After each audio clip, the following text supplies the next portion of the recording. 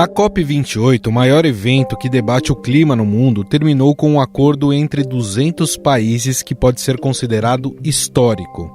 Pela primeira vez, as nações concordaram que é preciso fazer uma transição energética para a redução do uso de combustíveis fósseis. A COP28 aprovou o texto final da Conferência do Clima, que apoia a transição energética dos combustíveis fósseis para fontes de energia mais limpas. Muitas críticas a esse texto final nesse momento, porque, você traz aí uma sinalização para uma transição energética, porém, não estipula prazo, não estipula meta.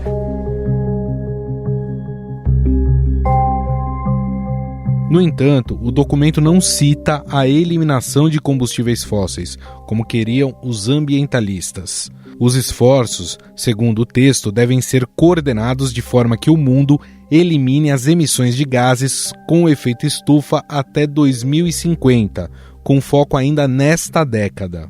Para isso, também há uma meta de triplicar a capacidade energética renovável até 2030.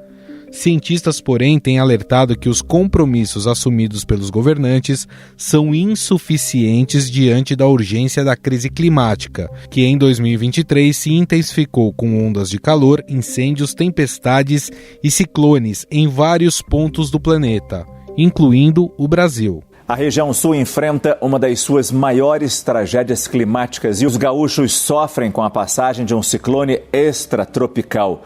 São altos volumes de chuva, fortes rajadas de vento. Pelo menos 67 cidades foram atingidas e 21 pessoas perderam a vida no estado, segundo a Defesa Civil. Aliás, o fato de a conferência ter sido realizada nos Emirados Árabes Unidos, um dos maiores exportadores de petróleo do mundo, foi alvo de críticas desde a escolha da sede.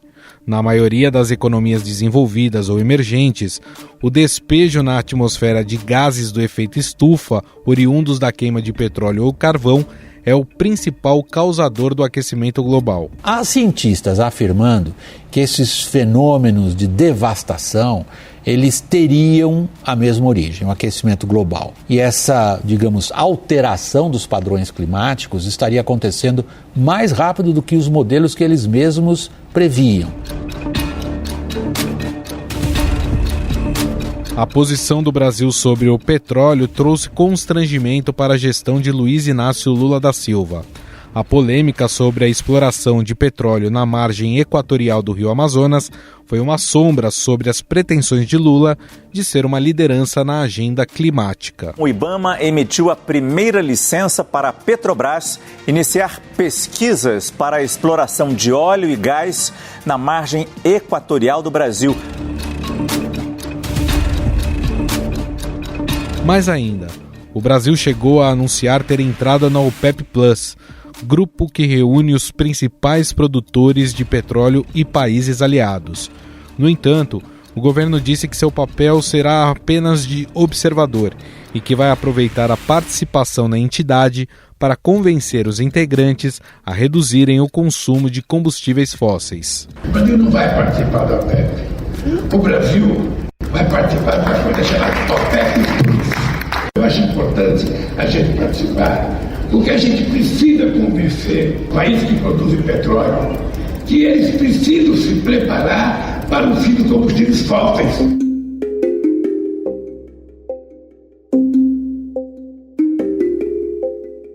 Os países anunciaram também um fundo de 420 milhões de dólares para apoiar países afetados pelo aquecimento global.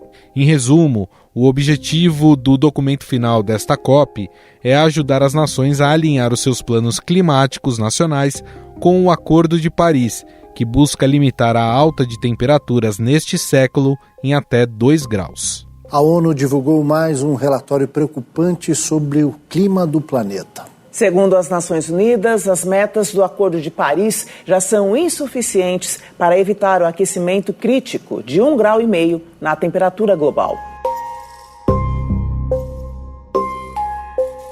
Mas qual o efeito prático desse acordo?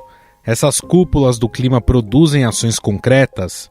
Historicamente, outros acordos mostraram que, para serem colocados em prática, não é algo tão simples.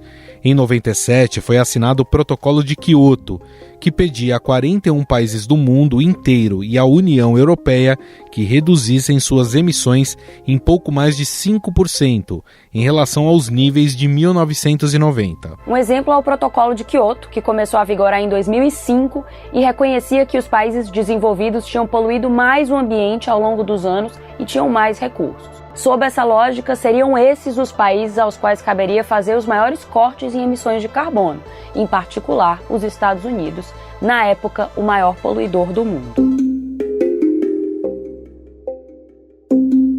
Os Estados Unidos e a China, dois dos maiores emissores, tanto na época como atualmente, não assinaram o documento.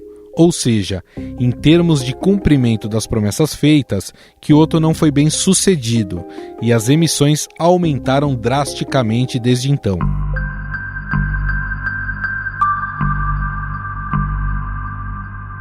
Em 2009, a cúpula na Dinamarca foi considerada um fracasso devido ao impasse entre os países desenvolvidos e os países em desenvolvimento quanto à redução das emissões. Poucos ficaram satisfeitos com o Acordo de Copenhague, mas depois de 2 semanas de negociações, isso foi tudo que os líderes mundiais conseguiram fazer.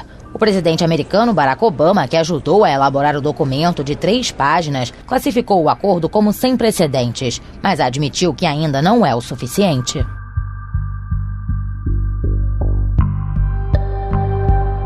Os países ricos prometeram canalizar 100 bilhões de dólares por ano para os países em desenvolvimento para tecnologias verdes até 2020. Mas esse valor nunca foi atingido. Só em 2015, com o Acordo de Paris, é que foi adotado um pacto global de luta contra as alterações climáticas, que apelou ao mundo para reduzir coletivamente os gases de efeito estufa. Mas foi decidido que o acordo não seria vinculativo, ou seja, os países não seriam sancionados caso não cumprissem o que dizia o texto. Por isso, esses questionamentos continuam pairando no ar, de qual será o efeito prático da COP28 e se este é um bom acordo.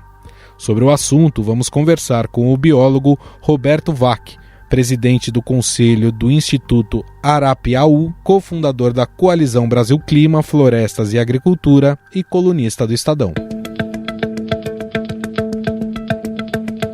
Tudo bem, Roberto? Tudo bem, Gustavo. Prazer estar aqui.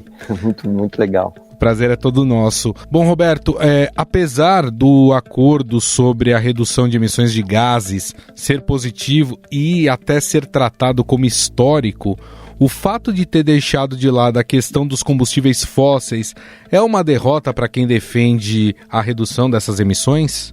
Olha, eu acho que o acordo ele é melhor que o esperado e pior que o necessário. Eu acho que essa é a frase mais forte desse assunto, né? É óbvio que a gente precisa avançar muito mais do que o que está apontado no acordo. No entanto, depois de 30 anos, parece absurdo isso, mas depois de 30 anos, o tema dos combustíveis fósseis como algo central na discussão toda e na necessidade de redução de emissões, aparece como algo que precisa ser encarado de frente. É por isso que está sendo chamado de histórico. Eu confesso que eu não gosto muito dessa definição. Uhum. Eu acho que na realidade isso evidentemente tinha que estar pautado há muito tempo, né? A própria posição do Brasil, ela pode ser vista até como dúbia, se a gente for analisar, porque ao mesmo tempo que o presidente Lula diz que quer liderar as ações contra as mudanças climáticas, aqui dentro nós temos feito aí um esforço, né, para, por exemplo, a exploração de petróleo na margem equatorial do rio Amazonas. Isso não faz com que o país não tenha tanto compromisso em relação a esses acordos, Roberto? Eu acho que os tempos dos anúncios foram completamente equivocados, né?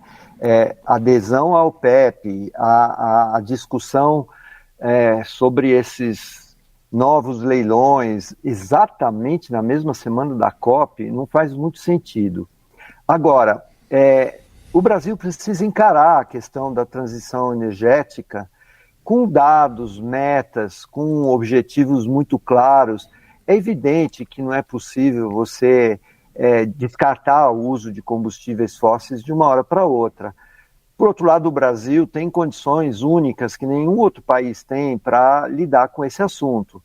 Então, o que eu sinto que faz falta é maior clareza na agenda de transição energética do Brasil, com metas muito mais claras, com a definição de ações no sentido de priorizar tecnologias para essa área de combustíveis menos emissores. A gente tem, por exemplo, o potencial do hidrogênio a ser desenvolvido. O Brasil tem condições únicas, precisa de mais clareza de como ele vai enfrentar essa transição energética. Falando do Brasil, a gente olha para as grandes potências, que está ligado muito à queima do petróleo, a relação com a emissão de gases do efeito estufa, mas aqui no Brasil, o nosso maior gerador de gases do efeito estufa são as queimas das florestas. E o Brasil, apesar de ter melhorado em relação ao governo passado, ainda é muito alto esse problema que nós temos de incêndios florestais. Na sua visão, a gente tem tomado atitudes adequadas para conseguir minimizar isso? Acho que sim, acho que a gente está no caminho, não há como negar. As ações de comando e controle do desmatamento, né? O desmatamento é o que precede as queimadas e a gente definitivamente precisa tirar o desmatamento da nossa história, da nossa agenda. O país tem condições, como a gente conversou, de ser o grande campeão mundial na transição energética, de ser o grande campeão na produção de alimentos de baixo carbono, mas para isso precisa tirar completamente, eliminar o desmatamento ilegal da nossa pauta. A eliminação do desmatamento ilegal, ela demanda o que a gente chama de comando e controle, ações mesmo de polícia forte para coibir a ilegalidade. Isso é fundamental e isso está ocorrendo de uma maneira muito mais contundente do que no governo passado. Mas não é suficiente. É preciso reconhecer que o desmatamento também é consequência de uma falta do que a gente chama de uma agenda mínima social integrada para aquela região. É uma região que não conta, ou que conta com os piores índices de saneamento, de educação, de saúde, de infraestrutura, tudo para aquela população que lá vive é o que tem de pior no Brasil. Então, é preciso combinar as ações de comando e controle com uma agenda que coloque centralidade na qualidade de vida das pessoas que moram naquela região, com opções econômicas, com diversas outras medidas além do comando e controle. Nós estamos avançando, eu acho que não há como negar que o Brasil está avançando, mas o desafio continua bastante grande. E acredito que o grande desafio também seja aliar, por exemplo, o agronegócio, que é responsável por uma parcela importante do PIB brasileiro, e também a preservação dessas áreas.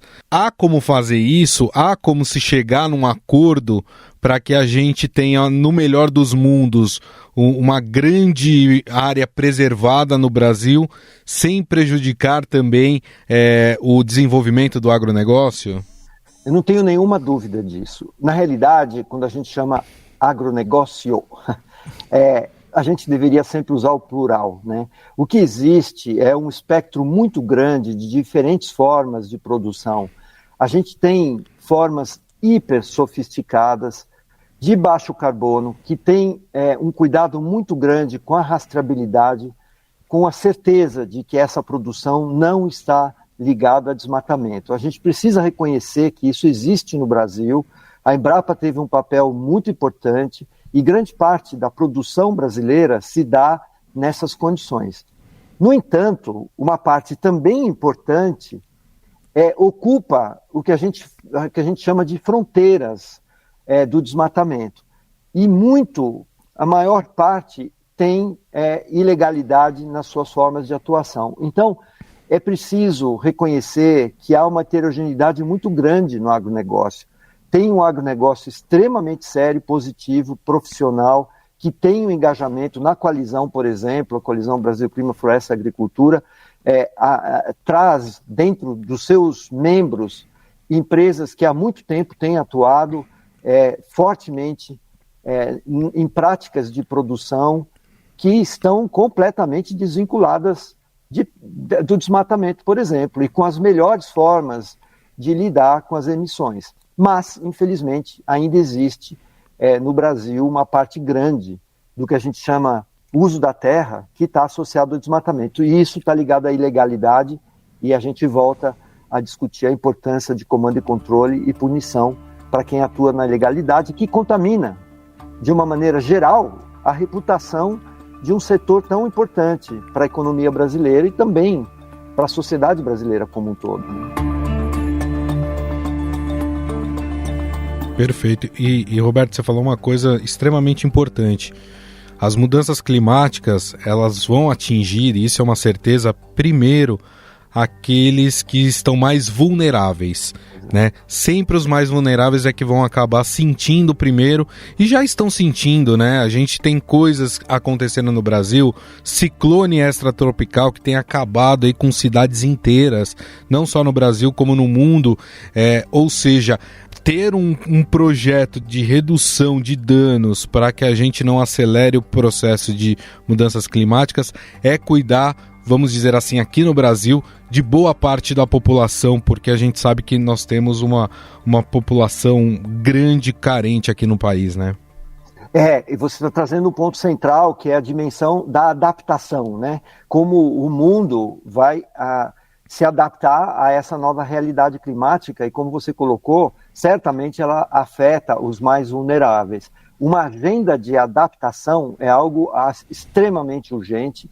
Nós sabemos das fragilidades do Brasil em lidar com esse tipo de atividade, então a previsão, a informação, o conjunto de atividades que precisam ser realizadas na retirada de pessoas que estão em locais que certamente estão condenados, todo esse processo, né, de políticas públicas voltadas para a adaptação é preciso ter maior atenção do que tem tido até o momento. A gente não tem a menor dúvida disso. Vale lembrar que nesta COP, o chamado Fundo de Perdas e Danos, que é um fundo que foi definido na última COP em Sharm el-Sheikh, que é justamente destinado a cobrir esse campo das adaptações, ele avançou, mas avançou pouco. Ele avançou com valores muito baixos. Então, mais uma vez, né, a COP avançou, mas avançou pouco. Ela sinalizou a importância de um fundo mundial de perdas e danos, mas o valor é muito baixo. Então, esse assunto é um dos assuntos mais relevantes para essa discussão.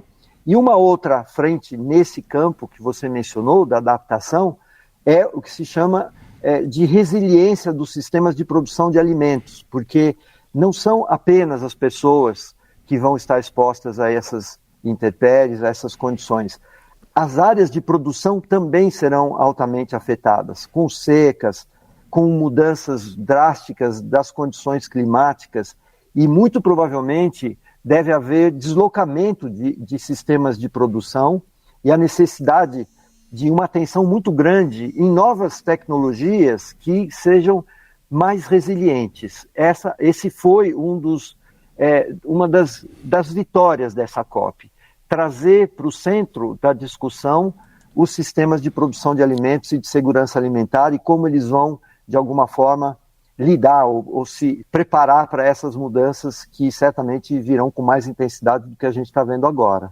Roberto, quando eu ouço falar de acordos do clima que foram assinados em eventos importantes que discutem as mudanças climáticas, a percepção que se tem é que depois que eles são assinados, pouco efeito prático eles acabam tendo, né? E aí eu vou lembrar de alguns aqui. Na década de 90, a gente teve o protocolo de Kyoto, recentemente o Acordo de Paris, também a COP que aconteceu em Copenhague, na Dinamarca, também pouco se produziu de efeito prático em relação àquilo que foi acordado. Dá para a gente ter alguma esperança que, de fato, o que está sendo colocado no papel na COP28 vai ser levado seriamente para frente, e o quanto que o fato da gente tá começando a sentir os impactos das mudanças climáticas vai fazer com que as autoridades de fato coloquem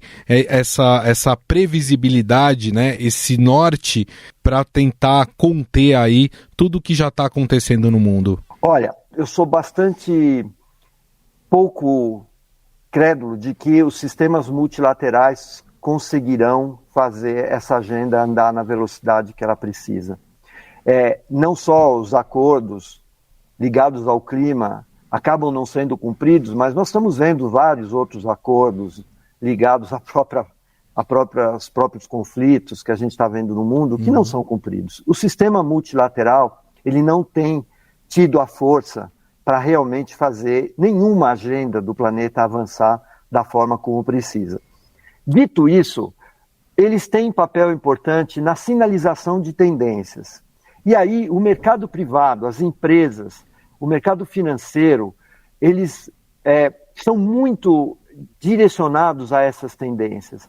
Então, apesar dos acordos em si não terem a força que deveriam ter, a gente vê uma movimentação concreta no setor empresarial em várias frentes, porque o setor empresarial segue grandes tendências. E, por exemplo, na área da transição energética, apesar dos acordos não estarem sendo cumpridos, a gente tem observado o crescimento da viabilidade econômica das tecnologias alternativas para a produção de energia, solar, eólica, agora com essa frente do hidrogênio. Ou seja, o grande capital e as grandes empresas já perceberam que esse caminho vai acontecer, mais cedo ou mais tarde. E eu vejo muito mais força na movimentação do setor empresarial do que nesse campo da diplomacia multilateral. Ela é importante. Eu chamo todo esse processo de um movimento civilizatório, um movimento que coloca o capital natural, o capital social, na frente do capital econômico em muitas atividades, em muitas situações. E esse reequilíbrio é fundamental. Eu acho que esse sinal está dado, né? O que aconteceu nessa COP, com os resultados considerados históricos e tal, embora eles tenham efetivamente pouca chance de serem implementados na velocidade que se imagina, eles são sinais importantes. A sociedade está lendo esses sinais, uma parte dos consumidores estão pressionando as empresas a cumprirem as mínimas obrigações relacionadas a emissões. Então eu acho que isso abre oportunidades de negócios. Por exemplo, a área de restauração florestal, que é uma área importante, né, de recuperação de um patrimônio ambiental, está avançando com uma boa velocidade. A conexão de restauração de pastagens, de terras degradadas, isso tem avançado. Novas alternativas para a produção de energia também. Então eu vejo muito mais um movimento, um protagonismo do setor privado e não aquela expectativa de que vai ser a partir de regulações governamentais ou multilaterais que essa agenda vai andar. E as legislações têm ficado mais rígidas em relação a desmatamento, a origem dos produtos. Na própria Europa aprovou há pouco tempo que agora só vai aceitar produtos que se comprove que não vieram de áreas de desmatamento, né? Perfeito, você trouxe um ponto central, que é o que a gente chama da migração de um passivo moral para um passivo legal. Até um tempo atrás era moralmente não adequado você emitir gases de efeito estufa, era uma discussão, não faz isso não é legal, causava um efeito reputacional negativo. Isso está migrando para efeitos legais. Né? Tem uma outra frente forte que a gente tem observado, que é a chamada litigância climática, que são ações na justiça contra empresas que emitem contra empresas que causam danos relacionados ao meio ambiente, isso tem crescido muito. Então essa migração do que era inadequado moralmente para aquilo que é controlado no campo judicial, isso está ocorrendo com muita força, mais uma vez, apesar da fragilidade dos acordos multilaterais como as COPs. Bom, nós conversamos com o biólogo, presidente do Conselho do Instituto Arapiaú e cofundador da Coalizão Brasil Clima, Florestas e Agricultura, Roberto Vac, a quem eu agradeço mais uma vez a gentileza da entrevista e os esclarecimentos sobre esse tema tão importante para o nosso mundo. Muito obrigado, viu, Roberto? Puxa, eu que agradeço, um privilégio poder disseminar um pouquinho dessas ideias, né? Muito importante, muito legal. Estadão Notícias. O Estadão Notícias desta quinta-feira vai ficando por aqui. Contou com a apresentação minha, Gustavo Lopes. O roteiro, produção e edição são minhas, de Jefferson Perleberg e Gabriela Forte. A montagem é de Moacir Biasi. Mande sua mensagem ou sugestão para o nosso e-mail podcast@estadão.com. Um abraço e até mais.